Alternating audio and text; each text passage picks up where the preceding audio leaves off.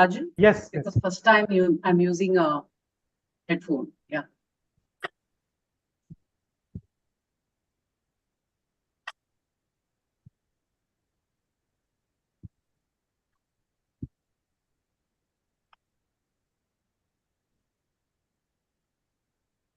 We are live as well, and I think we can get started.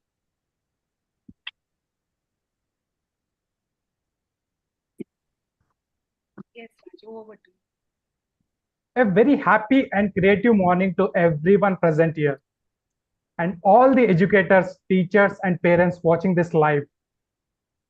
My name is Raju, and this morning is extra special. You know, only I am man amidst some of the most accomplished women in this Zoom room on International Women's Day 2024. 6 exceptional educators, one wonderful moderator, and 2 hosts who completely believe in the value of holistic education come together to bring you a personal, meaningful discussion filled with takeaways. Our topic for today is the importance of inculcating life skills in mainstream education. And I, for one, as a first generation learner, can host that. But for my personality, sincerity, and ability to make people make comfortable, I wouldn't be in a position to leave my corporate job. With Infosys to join my passion, working with my most beloved mentor, Megha Bajaj and WoW. Now, let me bring my co-host, Debolina, to introduce our founder at WoW to you. Thank you, Raju. A very good morning to all of you. In the sixth standard, she was told that she would never be able to learn English. But today, she is not only one of the national best-selling authors and a film script writer, but she writes books for schools. Introducing a master of words, a game changer, someone who can make you believe in yourself and beyond through her words, a fun and witty person to work with, a dog mom and a new mom of a 4-month baby girl, Megha Bajaj. Please welcome the founder of Wonders of Words, popularly known as WoW. The work WoW does in bringing language, life, and leadership skills to students has not only been appreciated by hundreds of principals from across the globe, but by also the United Nations when she conducted the biggest life skills summer camp for students during the COVID, which was attended by 50,000 students from across the globe. Thank you, Dev. I would now like to introduce you to our next panelist. She is the recipient of prestigious Dr. Radhakrishnan Best Teacher Award from the government of Tamil Nadu, an author, a seeker, and she has taken her father's dream to the greater heights. Dr. Gayatri Ramachandran, correspondent and chief principal of Sri Natesan Vidyasala in Manivakam, Chennai. Thank you so much for joining us. Deb, if you could please introduce our next 2 panelists, please. Thank you, Raju. Based out of Coimbatore, this seasoned leader has been presented with the Business World Top 40 Under 40 Power List in 2024, among many other awards and accolades that she has won over the years. She holds a master's degree in education from the University of Nottingham, Nottinghamshire, UK. She is an ardent animal lover and a women's welfare advocate. This has led to her to start her own endeavor in 2020 to support both these causes. Please welcome Ms. Aishwarya Rao, the Director of Academics and Administration of the Vivekalaya Group of Institutions, Coimbatore, and the Managing Trustee of the Prem Anand Foundation. Thank you. Moving on, we have among us a thought leader whose alternate teaching methodologies have helped devise several best practices in the 30 years of her career. Please welcome Sri Devi Gopalakrishna Reddy, principal of the JS Global School, offering the Cambridge International Curriculum, IGCSE, located in Chennai, a dog lover, a believer of all the good things in life. We are happy and honored to have this blazing woman lead among us. Over to you, Raju, for introducing our next two panelists. Thank you, Deb. A child must come happy to school and go back happy. That's an indicator of their learning experience. What a wonderful thought from our next panelist. Small things is what she feels.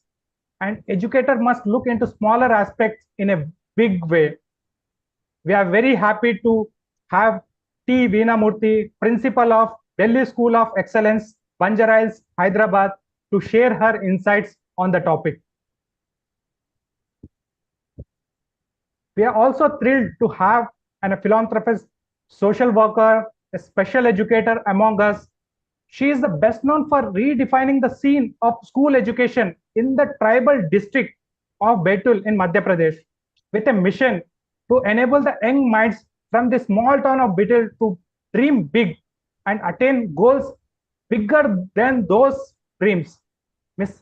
Ritu Khandelwal is contributing towards a progressive India. She is the founder, director at RD Public School, RD Kids, and RD Coaching Center in Madhya Pradesh. Welcome, Ms. Ritu. Deb, over to you.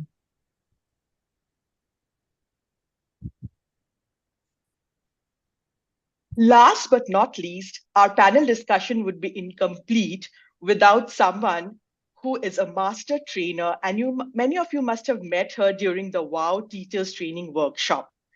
A mother to two wonderful kids, Rudra and Kavya, a vibrant personality, a tea lover, and someone who has conducted several workshops for students, teachers, and parents across the globe. Please welcome Dr. Nidhi Bajaj Gupta, the founder of Meraki Wellness, Holistic Wellness, and to steer the much-awaited discussion. Without any delay, I will invite Dr. Nidhi to take over the session. Thank you. Thank you so much, Raju and Deb, and wishing all of you once again a very happy morning and an amazing International Women's Day. Thank you, Megha, for bringing so many beautiful people together. So without any delay, let's get started. So are you all ready, teachers? Principals, rather. So Gayatri, the first question is for you, okay? And Megha and me have personally come so many times to your school, and always there is this smile, so much love in your school. So the first question is, Gayatri, that your school is a very looked up to institute, very admired. In fact, you provide so many projects and opportunities for students, much beyond the classroom learning. So can you share two best practices that you use as SNVS to make it such an admired institute? Yeah, Gayatri, you will just have to unmute yourself.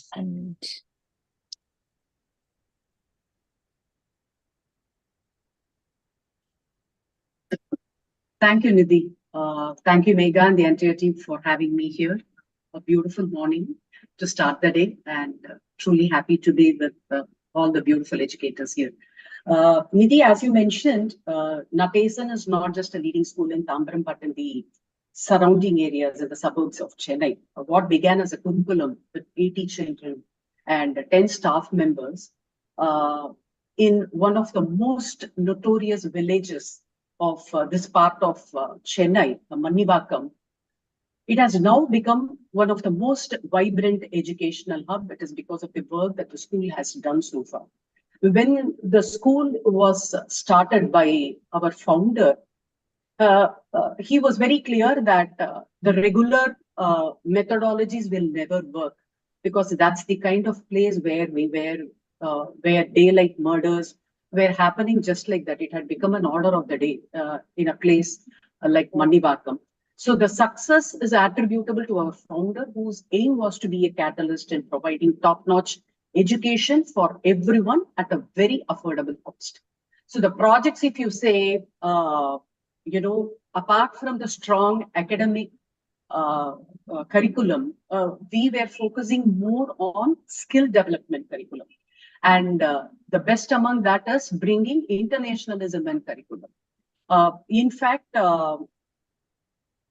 as a part of educational and cultural exchange programs, we sponsor our teachers to various countries.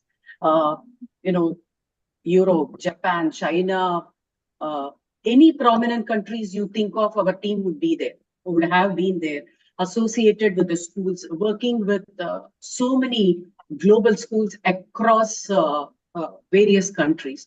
So, and also to motivate the students, because the children come from different cultural and educational background. So to motivate them, the toppers in class 10 will be taken as a part of free fantasy flight to several destinations in the country. Likewise, top 100 students in grade 11, be it academics or sports or NCC or scouts or guides, name it. Those 100 students will be taken on a completely school-sponsored trip, a week-long trip for a mountaineering trekking expedition. And like this, making the children to participate in the international TEDx talks, train them well. Because of all this, when you think out of box, likewise introducing WoW curriculum for the life skills, this and many has made our school today what we are. And among thousands of schools across the globe, Nidhi, our school would not have won the prestigious Alistair Burnett Award from UK's Economist, but for the work that we have done recently. We received the Skill Builder Gold Award from the government of UK. It is all because of the focus with which we keep enhancing our work, because the mission of the school is to provide education for all, and education that is most affordable for everyone. Thank you, Nidhi. That's wonderful, Gayatri. So basically, a lot of global exposure is given to the teachers as well as the students. This is just amazing to know. The next question is for Aishwarya. Aishwarya, I love the motto that you say, that rise by lifting others, right? That's your motto. So Yes. it's beautiful. I just read that one line and I just loved it so much. So Aishwarya, the question for you is that you are a young, accomplished educator hailing from the University of Nottingham. So, what inspired you to choose this profession? And what are some of the instances in life that reiterated this decision for you? So, firstly, good morning to everyone. It's wonderful to be here with all of you all and share our thoughts and ideas and our backgrounds. I think we'll find we have more in common than we have, differences between us. So, my story is quite an interesting one, actually. The school, that is the Vivekalaya group, was started by my mother, Mrs. Prema Rao, when she was looking for an inclusive setting for her son, my brother. So she wanted a school that could cater to students who had learning difficulties and regular learners in a schooling environment. So she wanted a truly inclusive and holistic setting, and that's how Vivekalaya started. My journey in Vivekalaya started as a student. I'm a product of Vivekalaya. So I spent all my schooling years here. And while I did,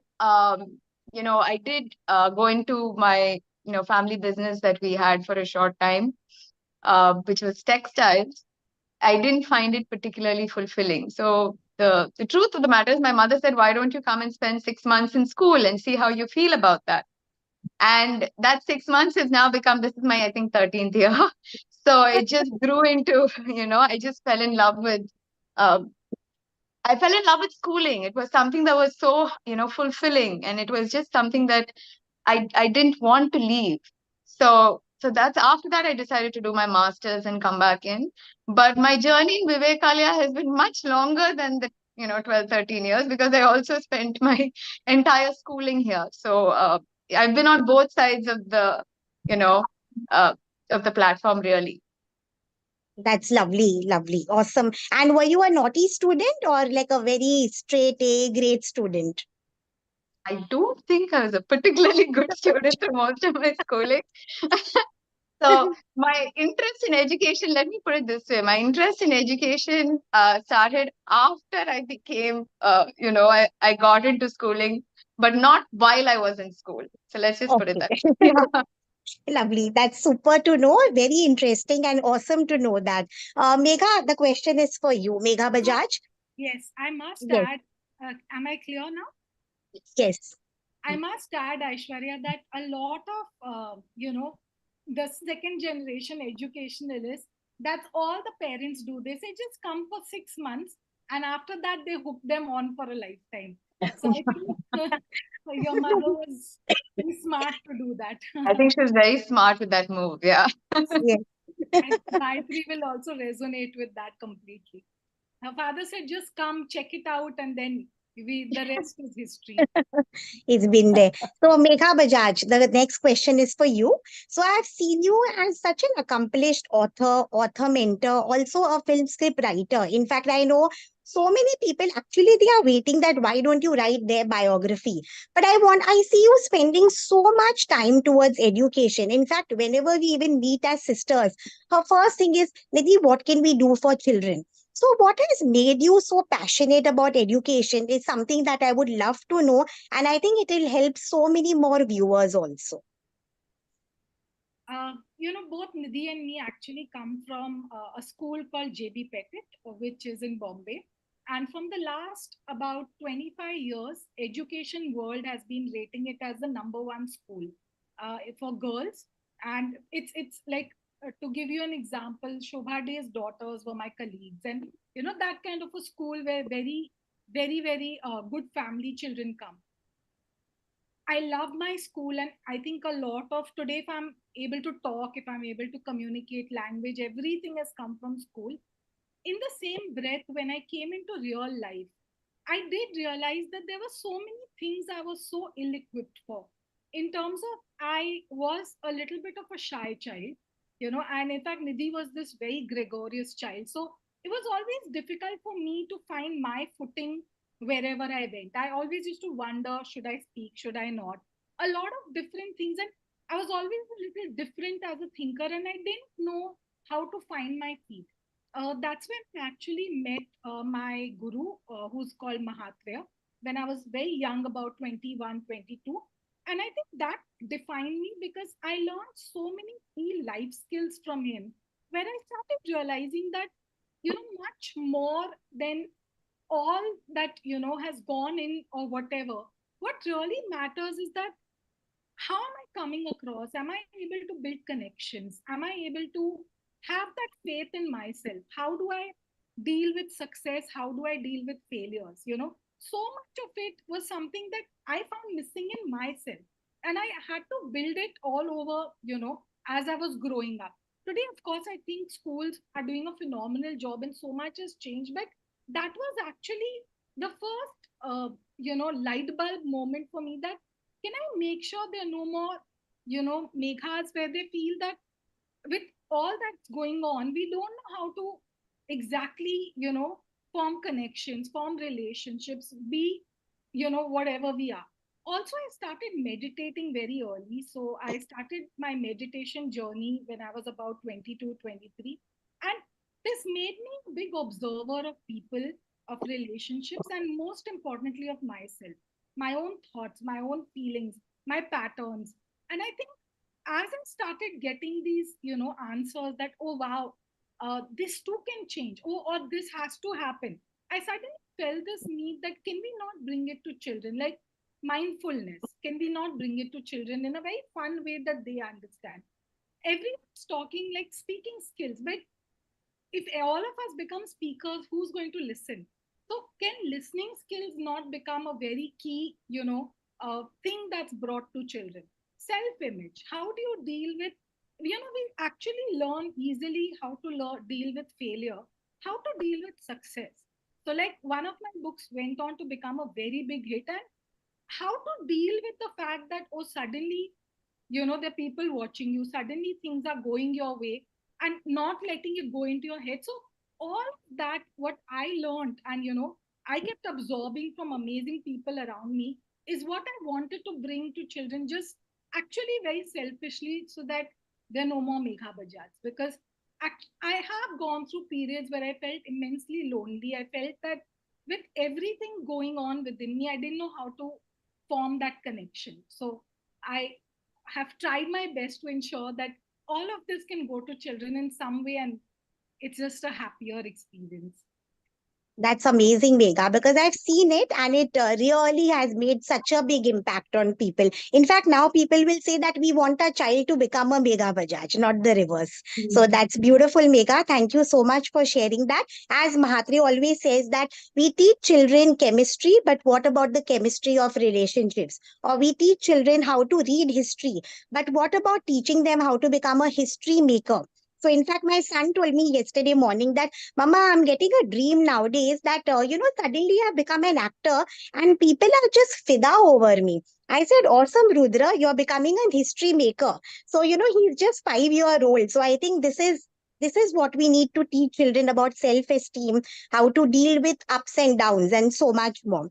Ms. Devi, the next question is for you. You began your journey in 1989 as a kindergarten teacher, and today you head such a wonderful school. How has your journey been? Any some instances that you would be happy to share with us? I'm sure we all will learn so much through your experience. Yeah. Good morning, all. Good luck. I don't want to say a lie and say I wanted to be a teacher or I wanted to be a principal. I mean, it doesn't happen.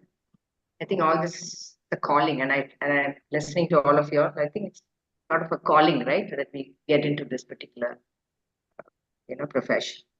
So the most beautiful thing about this profession is that it's so gratifying because you're dealing with children, and for me, children are equal to God. So it's like every day that I am in school is it's most beautiful moment in my life to be in school.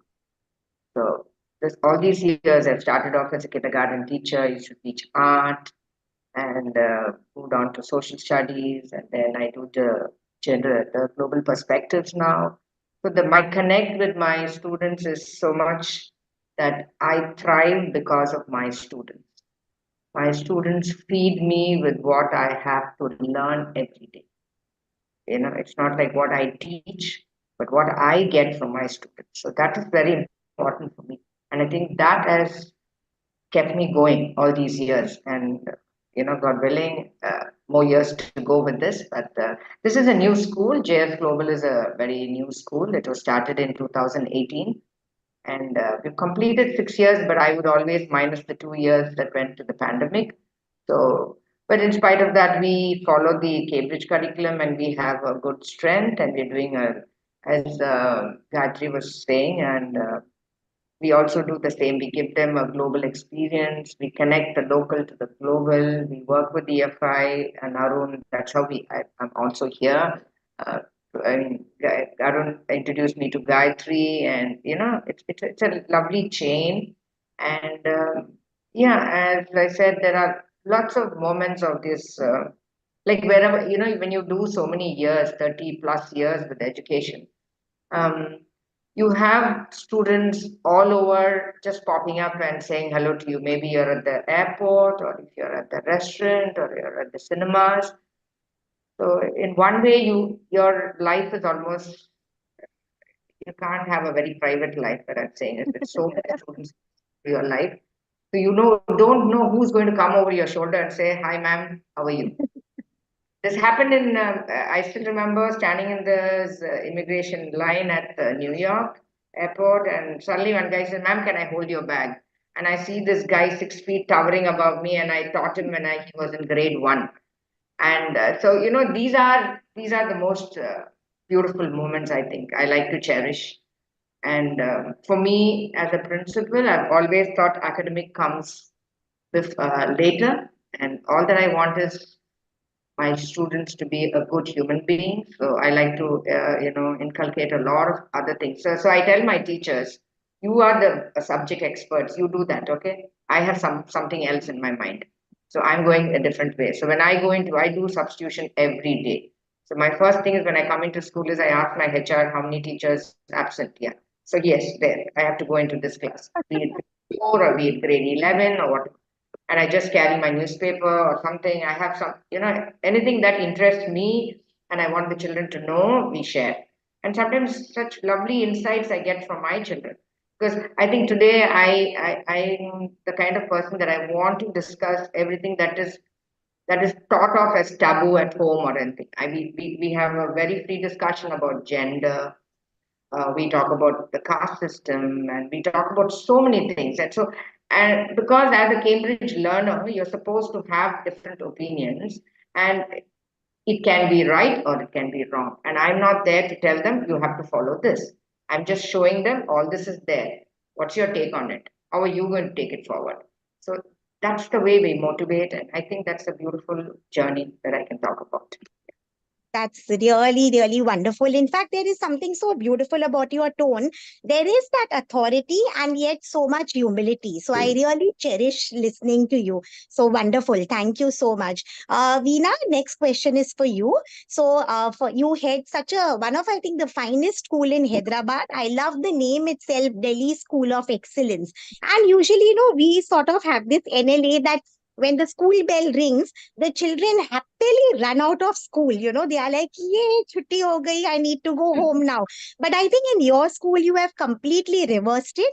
Children actually come happily to school, and probably when the bell rings, they wait, they want to be a little longer because this is as good as a home for them. So, how have you achieved this, Veena? We would love to learn this from you.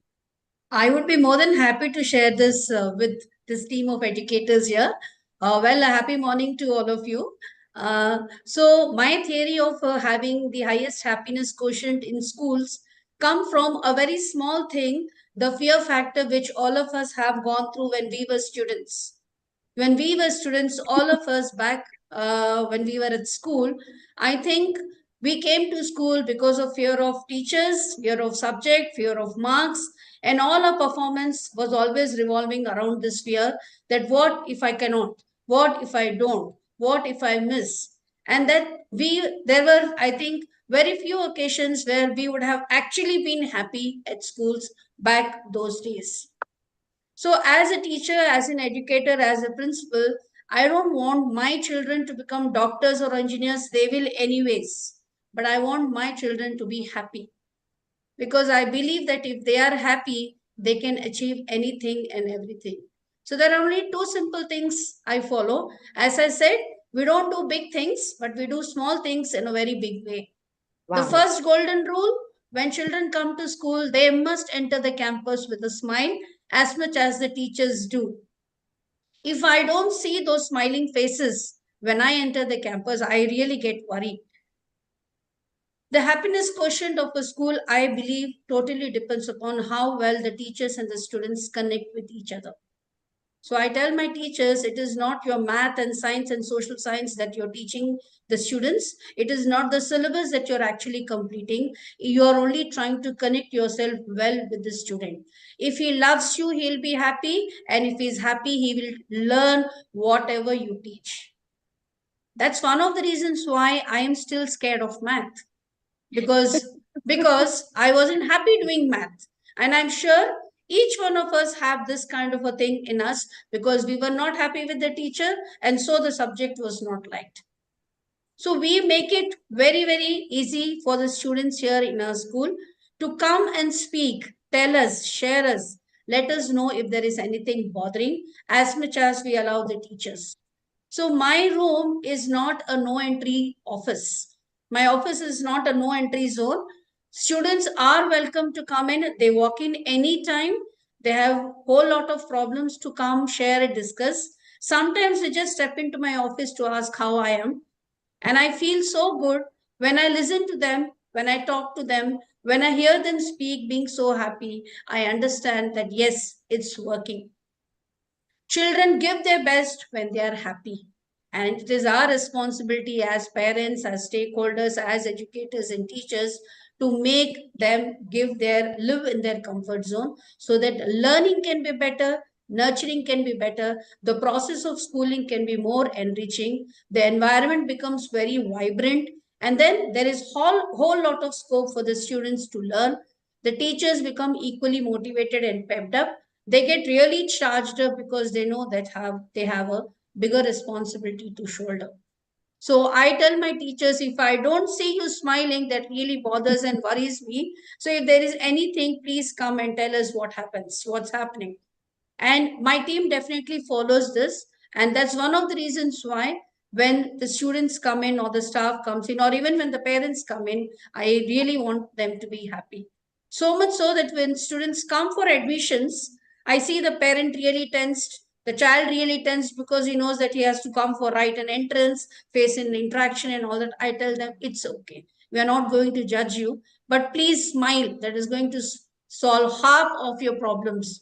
The later half of the problems, we'll see what best can be done to resolve. So I feel that if the child is happy, if the environment is happy, there's a lot more which we can do, because our children are capable of doing much more when they are happy, when they are comfortable, and when they are ready to learn. Instead of pushing things from our side, if we give them this kind of an environment, learning becomes so much interesting, so much thrilling, and so much enriching. Thank you so much. That's so wonderful, Veena. Are we all smiling in the Zoom room? Can you check Yes, once? yes, please.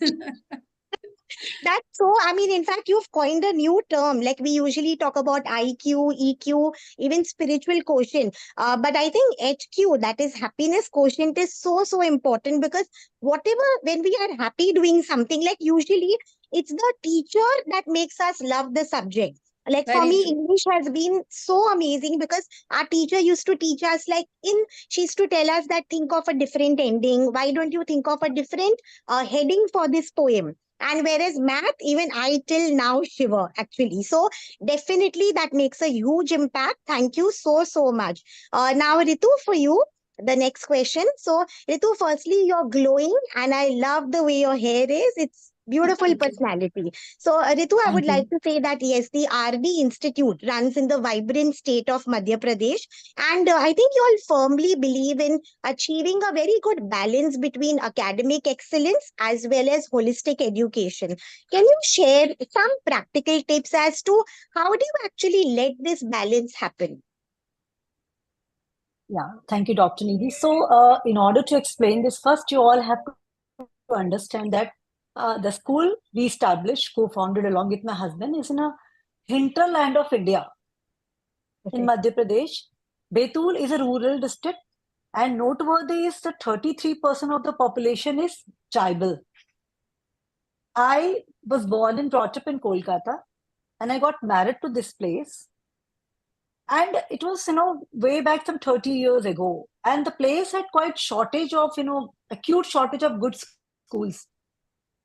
And the parents had very moderate level of income. They could not afford to send them to residential schools.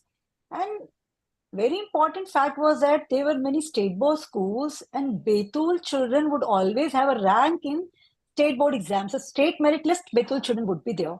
So we felt that it's time we establish a school which fulfills the aspirations of these middle class parents, with moderate level of income, who really wanted to do anything for their children. And so this is how we started. Now, as I said that we have a diverse group of income, source of income parents belong to.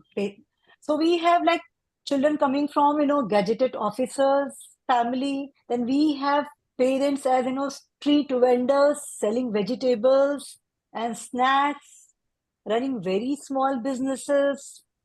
Sometimes they are drivers, auto rickshaw drivers. And you wouldn't believe, Dr. Nidhi, they all sit together. So school is like a melting pot.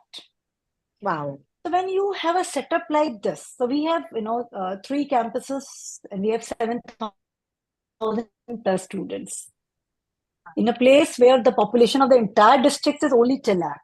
Oh. So the parents aspire that if they are in RD public school, they will do anything, save money, put them in, and we have a very moderate fee structure with one dream, one vision, one goal.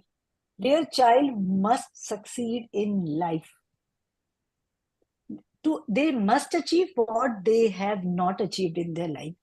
So getting into good colleges, having a career, and being well off, it's priority.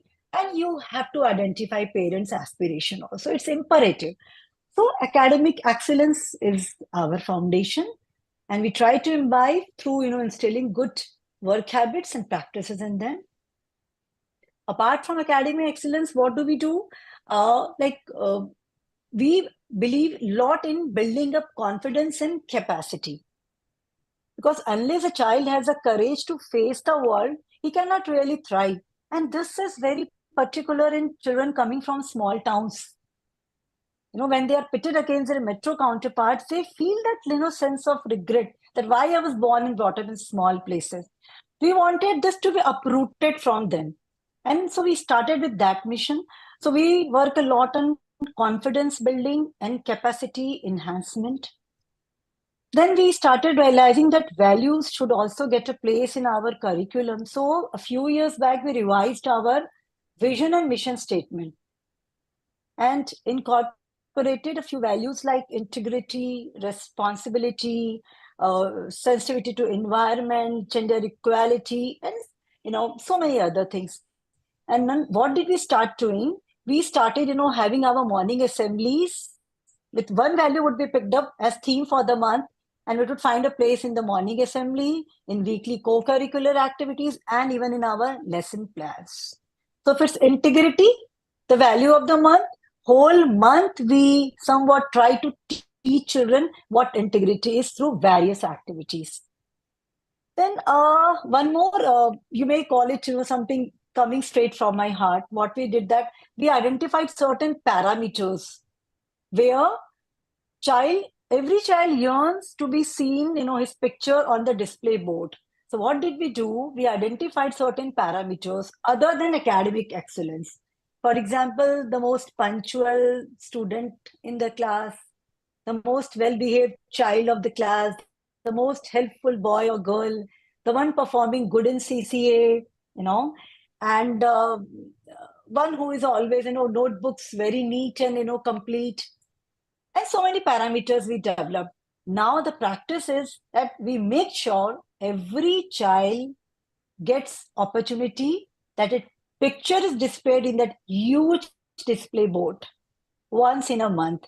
So 12 times in a year, every child has to be seen by all. And that gives them a sense of accomplishments. So, okay, I'm not the topper. I don't score 100 out of 100 in mathematics. But then, yes, I have so many qualities. Then, there was one more realization, Dr. Nidhi, that there are many practices of spirituality which we take up later in life. We build our, emotional quotient very late. I mean, that's coming from our generation. When we learn that resilience has to be developed, meditation has to be done in order to cope up with this situation. So I used to think, why not give this to children in small doses? So we designed reflection time for our students. So every day, end of the school hours, 5 to 10 minutes, they sit, and we call it reflection time, where they are simply encouraged to identify their emotion, express it either through pictures or through a few lines. Teachers encourage them about the, what an experience of the day. This I'm going to start in kindergarten also from the coming session. Identifying and respecting your emotions through pictures. Apart from that, we have, 2 time zones of 5 minutes each, Dr. Nidhi, where the entire campus falls into silence. And all the students, all 6,000 of them, practice, heartfulness meditation, which is led through central sound system. Wow, that's wonderful, Ritu. In fact, this is like that spiritual practices are so beautiful, really inspiring to know that. In fact, I would like to just ask this one question, and I would love it if all of you answer in that one line, beginning with you, Ritu, that what would you tell your 10th standard self right now? Well, I would say, Ritu, one line, yes. Yes. Ritu, you are simply great. And if people expect from you, they have the right to search, perform, because you are born not just to do good for yourself, but to affect the humanity as well. You have to touch thousands of young minds. So never be afraid. That's wonderful, Ritu. Awesome. So teachers, I would, in fact, this is, I would want each one of you to answer one line that you would tell your 10th standard self right now. So let's, Gayatri, what would you love to tell yourself? I think this song by Adlin sums up, no? Let the sky fall. That song sums up everything. So let it happen, everything will be taken care. You just do your best. Don't be afraid of what judgments people will make of you. Just go with the flow, things will fall in place. Don't be afraid about the outcome. Probably that is what I would have told if I met that 15-year-old once again, because in 10th standard, I was really scared about what I would be at the end of the board examination. That's wonderful. Super. Aishwarya, what would you like to tell yourself? So I think for me, um, I would tell myself what you are looking for will find you, because I didn't know what I was wanting to be at grade 10, to be honest. I was very lost in terms of I didn't know what my purpose was. As a fun kid, all I wanted to do was, have fun. I was not particularly interested in studying. So I think finding purpose, don't worry your purpose. You'll find your purpose. And it's much bigger than what you could have imagined at that age. That's what I would tell myself. Yeah. Awesome. You'll find your purpose. Awesome. Beautiful. Very inspiring. Veena, what would you like to tell yourself when you were 10, if you were like that 10th standard girl? I would only pray that, I somehow managed to pass math, because I didn't want to take maths further, because my house, I have only engineers. So I didn't want to become an engineer. So I really worked hard to get good in social science. That's how I've become a social science teacher. So Lovely. and that the thought process which I had then when I was 15 is still now today, even after I am 53. So Awesome. Super. Shri Devi, what would you like to tell yourself? The same as Veena, I had this mortal fear of mathematics, thanks to my math teacher.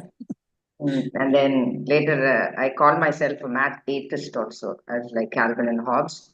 And that it was that deep. It was that deep rooted. So if I look at my 10th standard thing, I said, I remember finishing my math, and I think I got some 72, and I just threw the book up and I said, no more math in my life.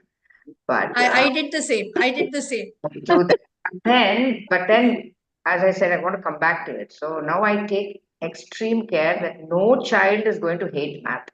That's True, the very rules true. like that. I Yes. call my math teachers and say, please, I don't know the math, but you're going to inculcate that. They should just, it's not just that they get 100, it's not about scoring 100, but that love for math should be there. Let it not be like this. I don't want to remember my math teacher and think, okay, it ruined it. But then, of course, as I said, I took,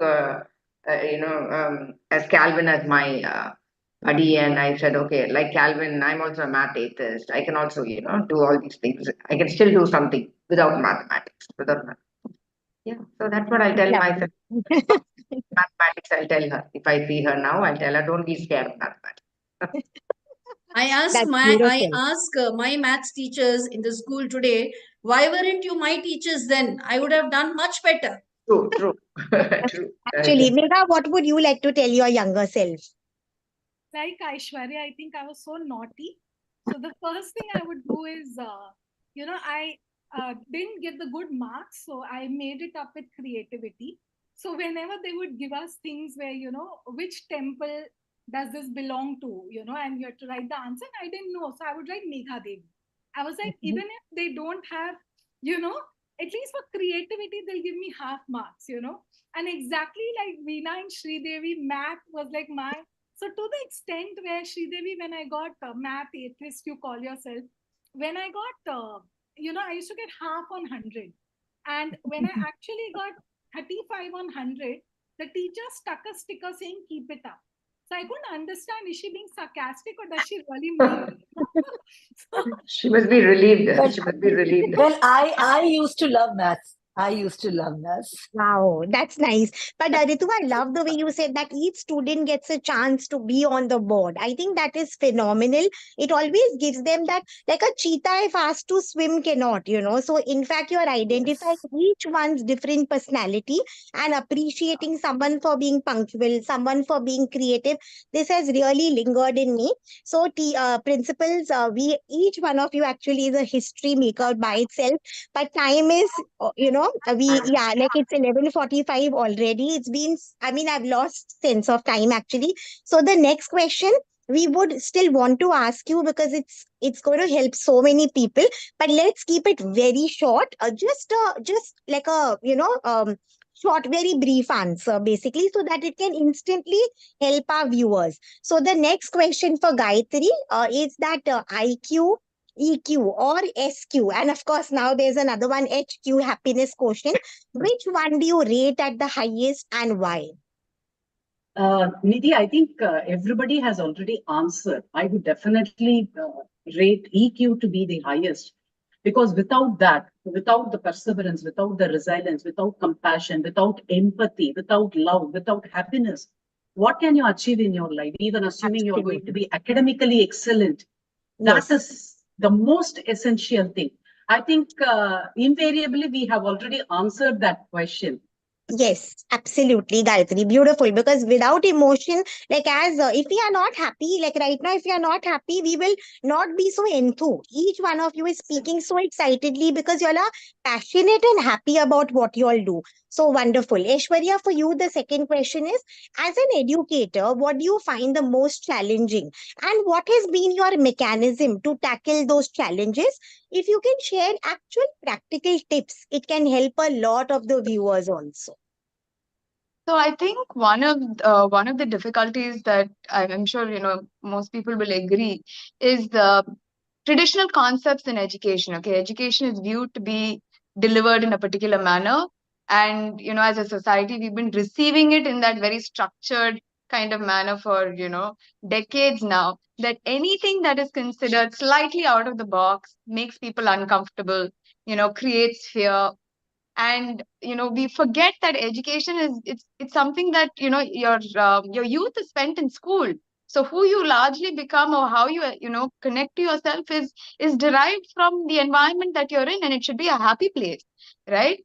And the biggest place for creativity is in education. It is not the other way around, right? So I think getting people to step out of these traditional, ways of looking at education, uh, looking at ways to deliver topics, deliver subjects, thinking out of the box a little bit, testing differently. These are all things that are ways that we need to use now because life has changed so much, right? But very often I find that, the system either doesn't allow it, the system is still quite rigid, and parents are afraid, which is quite natural, because it's like your one chance to get through school, and then that grade matters. And so I think being able to convince people that there are other ways of doing things, and stepping outside the system and stepping outside traditional notions of education has been what has been most difficult for me, I would say. Okay, lovely. That's amazing. Yeah, actually, people are still little afraid to think beyond, they want to still be in the regular pattern, be accepted. As we always say that disease LKB, log kya bolenge, it does run, but I think a lot of us are now thinking out of the box. So that's wonderful.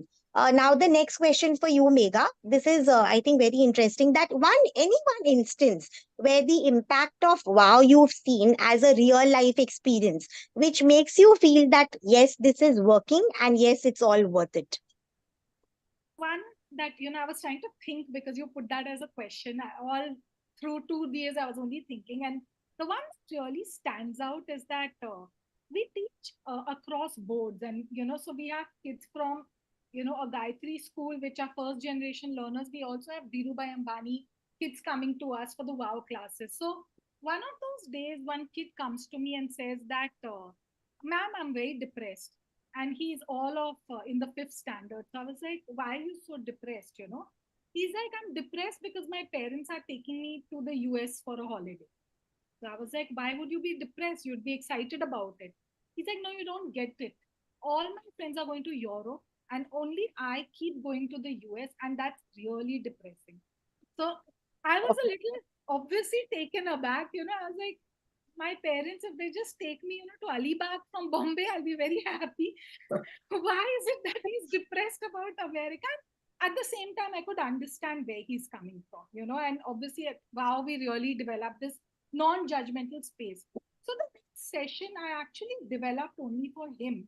And then it ended up being a part of our curriculum, where I just realized that gratitude, we all talk so much about gratitude, but how do you actually make it a part of a child? So we developed this whole concept where it's like, what if genie? Okay. And it's like this genie comes and tells you that, hey, what if you had wings? And all the children in the class were made to stand and flap their wings to this amazing piece of music where they felt, oh, they have wings.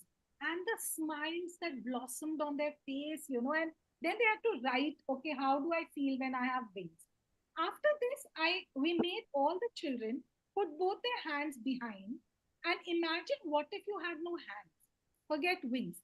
And we made them close their eyes. You'll be amazed, educators. There were actually a few kids who were in tears because they couldn't handle that 1 minute pressure of visualizing themselves without hands. And then the what if genie asked the children, yes, you don't have wings, but you do have hands.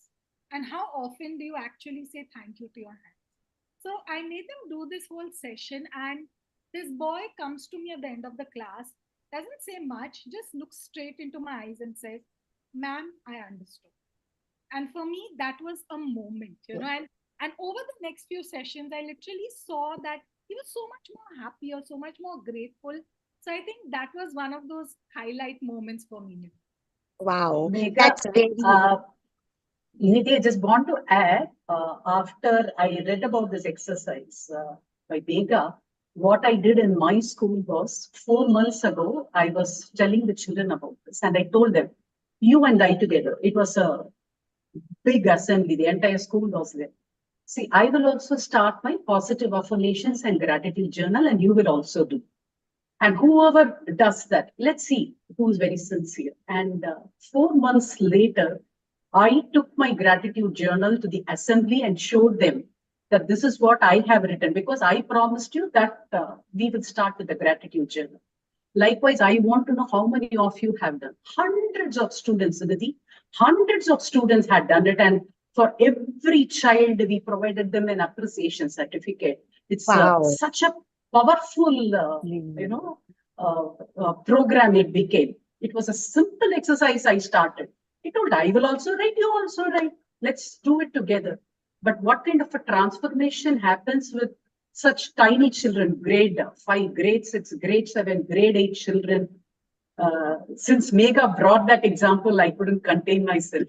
So I had to Oh, share that's this as well. wonderful. Actually, then even we come to know how you all have implemented it, and it's made such a big impact because gratitude is actually the mother of everything. That emotion is right, everything else will start coming. So wonderful, Megha and Gayatri. For Sri Devi, the question is, as an educator, you deeply believe in the power of humility, love, and compassion. How do you bring this forward into, like, how do you make sure that this penetrates into your students too? So we follow the SEL program, which is the social and emotional learning. Very much part of our thing. We introduced it 2 years ago, and I can see the results already. I can see a lot of disciplinary issues coming down. I can see the academic scores going up, and I can see a lot more smiling faces. And because we have it as a curriculum and we have it for each grade, and we do a lot of activities, like say the third grade students go and interview the housekeeping staff, the security, Wow. and they come to know that each one is important in making up the school. It's not just the principal, the most important person, or the teachers. So this happens, and there are a lot of activities. I can share a lot more. We had more time because my teachers come out with very innovative things. And I think, Megha, you have already the content for another book. So you have to, kind of look at the vast experience that we are sharing here. I think you should come out with something like this because it each and every instant that each educator thing will touch somebody. And I think that go a long way. 40 minutes will not do justice for what we want to tell Yes. you. Thank you for arranging this. Thank you for arranging this because you connected us with a lot of like-minded people. And yeah, you can start your book right away. Already thinking that, we should have something with 111 best practices for, happy, well settled, Yeah. confident children, and actually Yes. circulate it in all schools. What, even if you apply 5 of them, what difference? That is what I'm saying. So, it'll be really good. Your book will be very useful for others because somewhere I can pick up something what I've said, what Gayatri has said. It goes round. And I think that's because for all of us, whatever be the background we have come from, who's at the center is the child, right? The child is at the center. So all our efforts will go towards the child. However, whatever manner you and I adopt, it can be different ways of adopting it. Yes. And where, as you said, for a student from Lambani school, it's going to be different. His problem was to choose between US and Europe. As you said, whereas as you said, we don't have access to go to the next stage. So it makes a lot of difference for children to know this. And yeah, so if I'm not going beyond my time, I recently read out a Tamil short story by Bama. It was translated by not sure because Frontline comes with this every time. But it's all about school children going on a trip. It's in a rural setting. They go on the trip to the next village because they have to see a film show. It's the baby's day out, and they drink water and it's scorching, and they come back. On their way, they stop at another village and they start. There's a pump and they start drinking water. And then there's one child tells the child cannot drink the water because it's a cherry street. So this is the trigger, that you're not supposed to drink water in that, but your father's told you that you are not supposed to. So they all come back, and this teacher who's really very disturbed, and she says, "How could you do that? I'm going to complain to the principal. You cannot. There's no caste. I mean, we cannot. Water. There's nothing in water. You're thirsty. You drink it." So the principal comes in, and then he says, "Oh, did your father tell you that you should not drink water from an untouchable? That kind of thing." It's only in the house. You don't have to worry about if it's in the street. And that's how the story ends there. So the thing is how it's so much of responsibility among us. I think the foremost responsibility that I think today is to break this caste system and tell the students that there is no difference, please. I think it has to come from us and teachers because at home this is going to happen. They're going to tell you. So I ask my students, just go check if your mother has a separate plate and a separate glass for your servant maid. Just go check, do some, go do some detective work and come back and tell me. So yes, they came back and told me, yes, there is some places, some of the families said, no, ma'am, there's nothing like that. So these are small areas where we can make a change and tell the children because it's very important. It's very important that they know. Yeah. No, that's wonderful, Devi. That's beautiful because I'll just share this quick thing. My helper, he had his Yeah, am wife I and audible? kid. Yeah. Hello? Yes, Yes. yes, Yes. Yeah. Just yes. Yeah. So my helper and his kids were staying here for some time in Mumbai, and then they had to go back.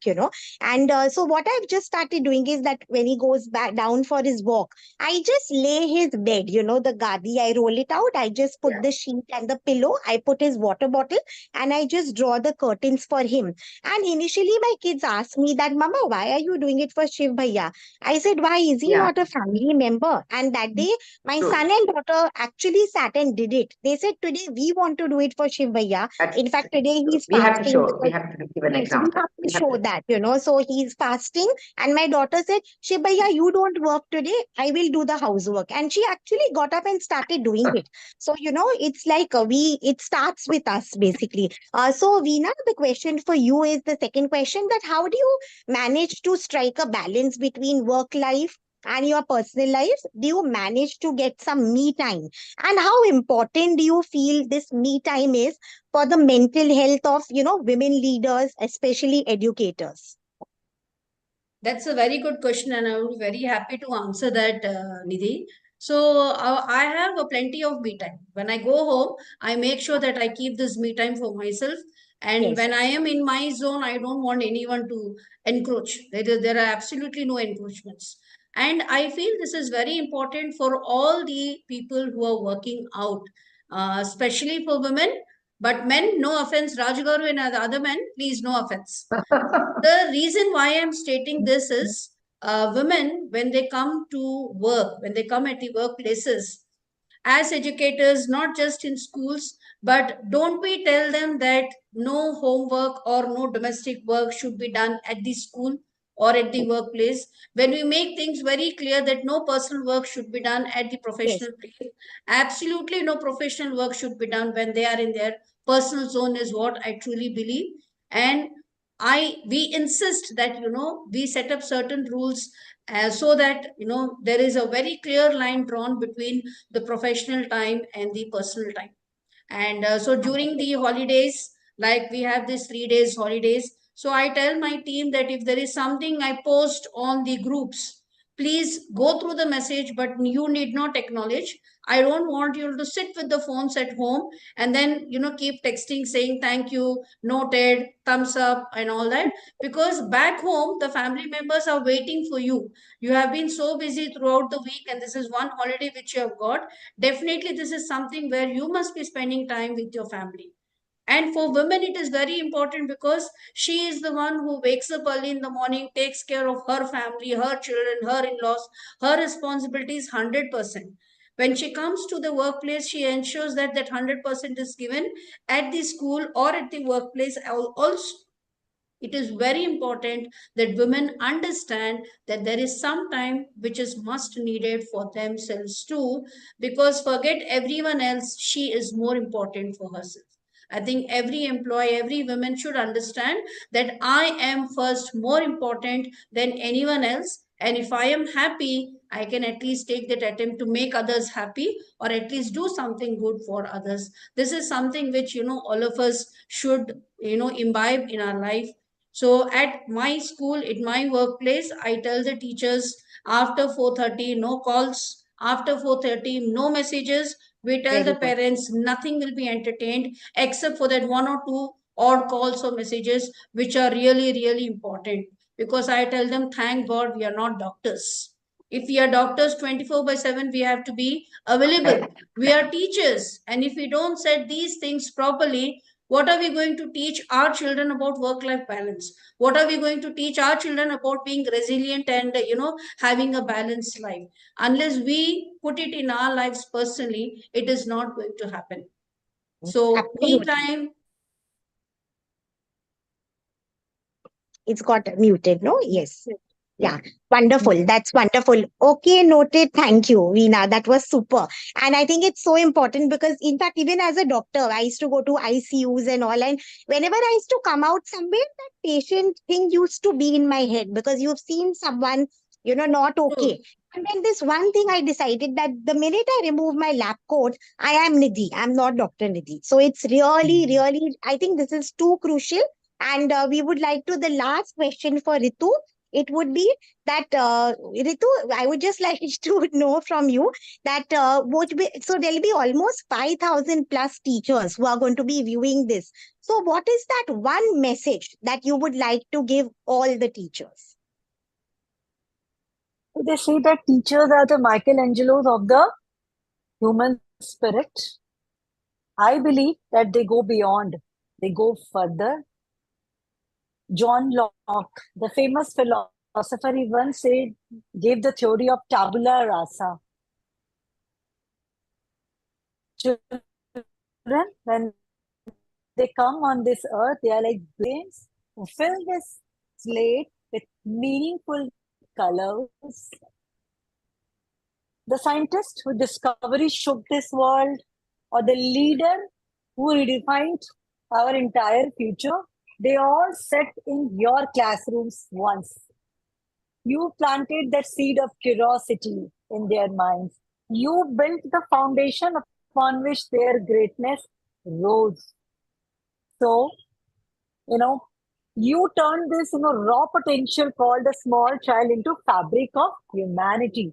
So, what I want to say to all those incredible educators being, live in this program, that, every fiber of my being, thank you. You are the unsung heroes, the silent difference makers, the architects of brighter tomorrow. So never ever underestimate your power to change the future of this civilization. And yes, prioritize your well-being, nurture your spirit with self-care, and whenever needed, don't hesitate to seek out support, have dialogue, mingle with your inner circle happily, because your well-being is important. It's a cornerstone upon which this entire growth of humanity rests. Wonderful. Thank you. I'm sure this is going to have such a lingering impact. So thank you so much, Deb, Raju, each of the panelists. I think this is actually like, as Devi said, Megha, this is like a book. It's not this 1 hour conversation. I think it's going to linger. In fact, it's way beyond this conversation. So Megha, would you like any parting words? Yes, in fact, I've realized that WhatsApp group we've created, instead of dissolving it, let's add many more educators to it. And let's have that as a starting point to something humongous. What do you all say? Let's begin. Devi, you planted the seed. So now there's no looking back, and we must do something humongous with this. This can't, and I know all of you are containing yourself because of the time. If we all were sitting across each other, in fact, I want to really open invitations. I have this beautiful balcony that faces the sea in Bombay. I want all of us to sit there with our coffee mugs and tea for Nidhi, and let's just talk about this. Let's ideate and let's make this into a book and take it to the world. I think it should be done. It's a great idea. Yeah, Megha's balcony, you all should not miss out. I mean, the amount she has meditated over there, and anyone who comes there, there is instantly a sense of peace that comes, and suddenly the mind becomes more creative. So, yeah, please take this up. I will definitely come with my cup of tea. This is why Megha has created WoW, because of the balcony and sea effect, right, Megha? And yes, this is not the end. I think this is just the beginning. Just the beginning. Just the beginning. Raju, Deb, if you all can just conclude it so that our live viewers, and we do have a lot of questions, but I think we'll not take it up because Yeah. running a little short of time. Yeah, like I said, it's a lovely sorority group that we have created. I think we should continue to be in the same group. And to balconies and other things, you're invited to Auroville also. I have a little place at Auroville. We can go to the beach. Please do come. You're all welcome. And do not forget the forest of Madhya Pradesh. You all are invited. Ritu, I'm already thinking about it. I'll be calling you. So Ritu, we come to Indore very often. In fact, Megha and me, my Masi and Betul, we are aware of. My cousin creates this healing centers there. So yes, yeah. Thank you so much. Yeah, Raju, so Betul falls in the forest region only, Dr. Nidhi. You are most welcome. Do come over. Megha, let's all plan. Let's all plan to visit each of us. It will be great. Coimbatore has been on my bucket list. Yes, Aishwarya is there. Wow. Yes, please do come. Yeah.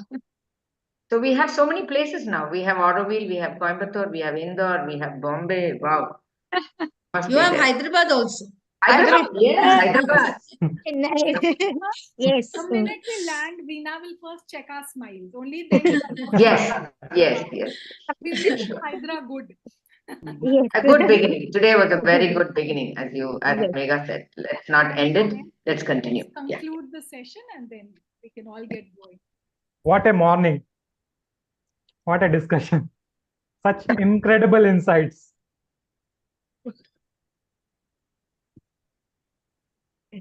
I agree with you, Raju. And when I was listening to this maths part, I was thinking about my 10-year-old daughter. What does she feel about her maths teacher?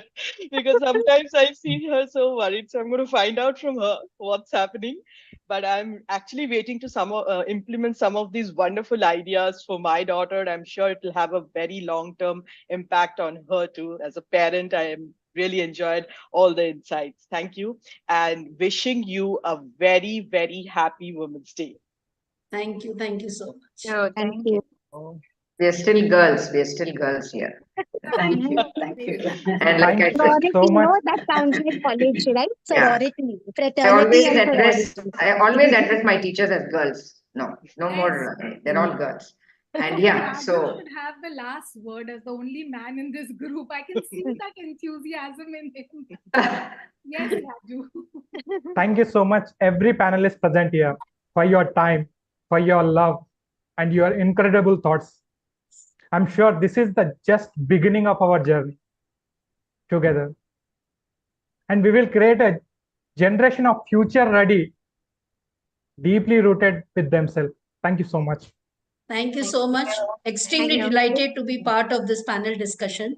And I'm sure as educators, we continue designing destinies for our students. thank you.